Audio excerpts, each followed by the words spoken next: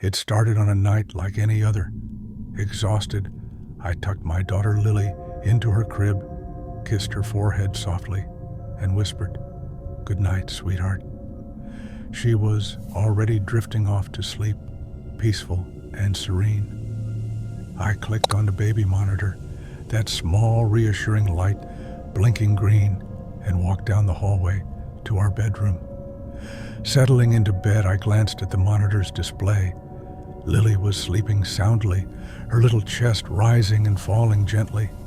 My eyelids felt heavy, and sleep quickly overtook me. But at exactly 3:02 a.m., I jolted awake. Something felt wrong. A sickening dread pooled in my stomach, though at first I didn't understand why. My eyes immediately flew to the monitor. The screen flickered faintly, displaying static lines. Probably interference, I told myself, rubbing my eyes. That's when I heard it, a soft, chilling whisper crackling through the monitor. "Good night, sweetheart." My heart froze.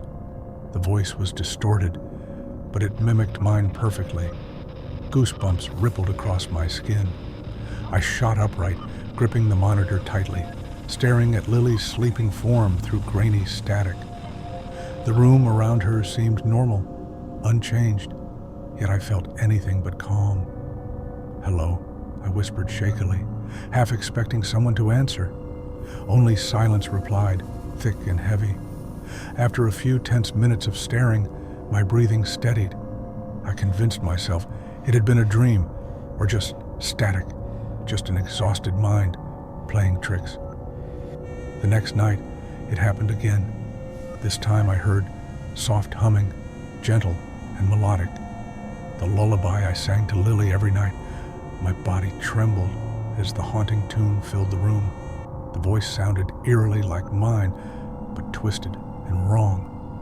I sprinted to Lily's nursery, bursting through the door.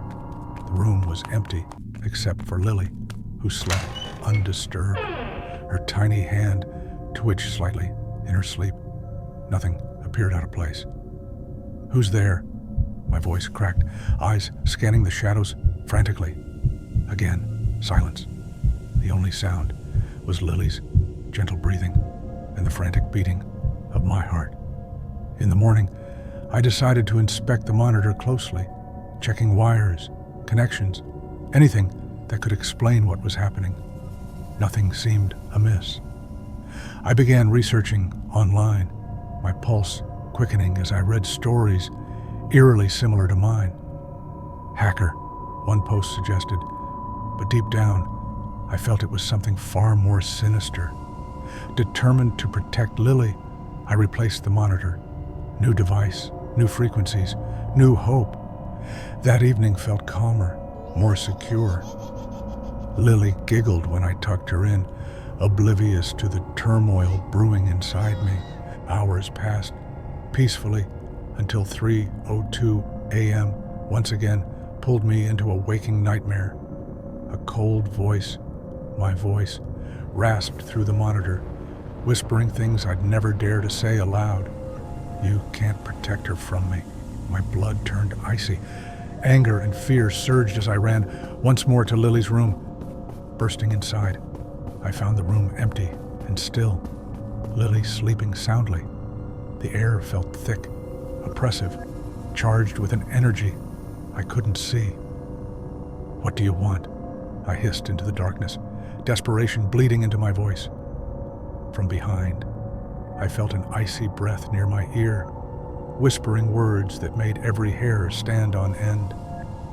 "She belongs to me now." I whipped around, heart hammering, but nothing was there. Days blurred into nights of dread. I barely slept, spending hours staring at the monitor, waiting, terrified. The voice continued its torment, growing bolder, crueler each night, repeating intimate phrases only I knew, secrets whispered to Lily in private. Friends and family grew worried, questioning my sanity, but I knew the truth. This was no hallucination. It felt like a battle for Lily's soul and my sanity. One night, exhausted and broken, I watched the monitor, prepared for the inevitable. At precisely 3:02 a.m., the voice returned, colder than ever. "Say goodbye, Mommy." My adrenaline surged as the monitor displayed movement. Someone, or something, stood over Lily's crib, tall and shadowy. I bolted down the hallway, bursting into the room, ready to fight whatever stood there. But the room was empty. Lily's crib was empty. I screamed, the world spinning violently around me. Panic clawed my throat as I searched frantically, my voice raw with desperation. Minutes felt like hours. Then, finally, I heard it, a small, gentle giggle. Turning slowly, my stomach twisted in horror. Lily sat on the floor, unharmed, smiling innocently, as if playing a harmless game. "Mama," she said sweetly. I scooped her into my arms, sobbing uncontrollably. Relief flooded through me, quickly replaced by a dark realization. Whatever haunted us wasn't going away. It wanted us to suffer, to feel powerless. It wanted me to know it could take Lily any time it chose. From that night onward, I never slept soundly again.